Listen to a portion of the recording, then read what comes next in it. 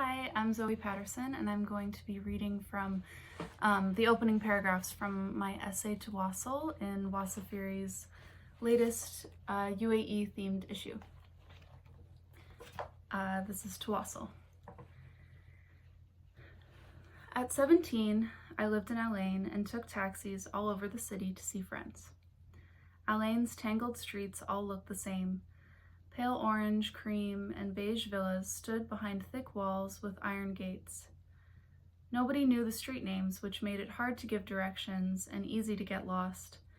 We oriented ourselves using distinctive roundabouts, zoo roundabout with its animal statues, or ball roundabout with its colorful spheres.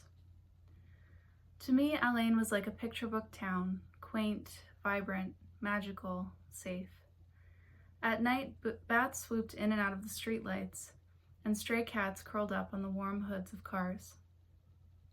My family had moved to Al Ain from the suburbs of Ontario in 2012.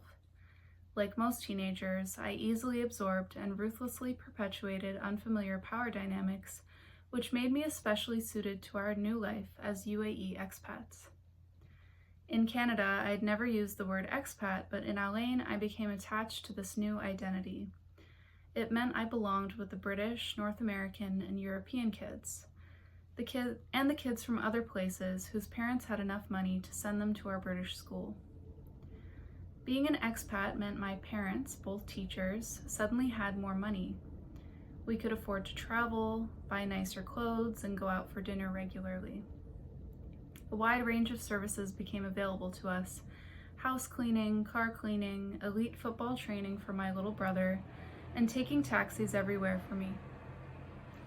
No longer reliant on my parents for rides, the city unfolded for me.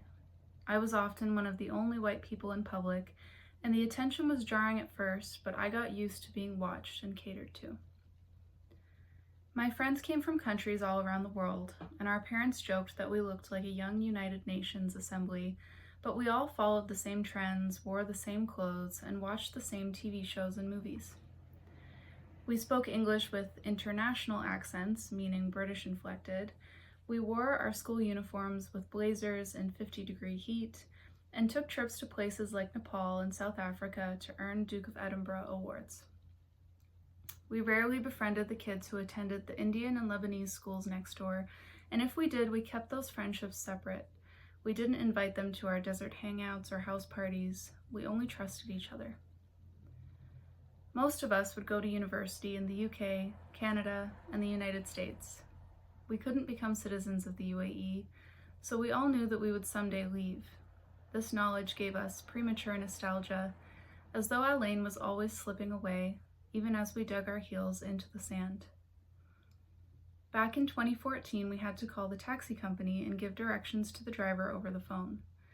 The streets had multiple names and they all looked the same. A GPS could easily lose signal, and most drivers didn't have one anyway, so we gave directions in slow, fragmented English. "You're in Al Falah, yes? You know, big roundabout? Take third exit. Okay, you see Bacala? After that, first left." If the driver didn't understand me, or if I happened to be drunk, my English deteriorated even further. You know School Road roundabout? Okay. To avoid this confusion, my friends usually called Syed, our favorite taxi driver, who had memorized the locations of all of our houses. "Hi Syed, can you come to Hannah's house, 20 minutes? He knew the shisha bars we frequented, underage and bold enough to demand service. He understood what we meant when we asked to be taken to the spot, a specific place in the desert, away from the major roads but still accessible, where we built fires, drank, danced, and hooked up. We couldn't get into bars, but were served at small alcohol shops where the shopkeepers either needed to make a sale or didn't want to risk offending us by asking for ID.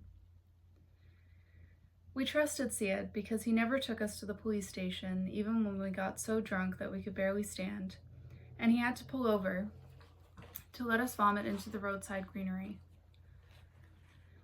He wasn't much older than us, with thick eyelashes and brows framing dark eyes that flashed in the rear view as he talked to us.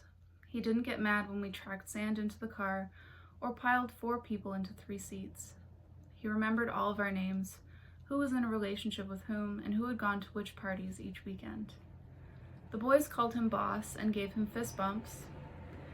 He made jokes and shared stories with them, but with the girls he mostly stayed quiet, his eyes glued to the road. Whenever I got into his taxi, he asked, "How's Mark, still your boyfriend?" I don't remember asking him anything about himself. Thank you.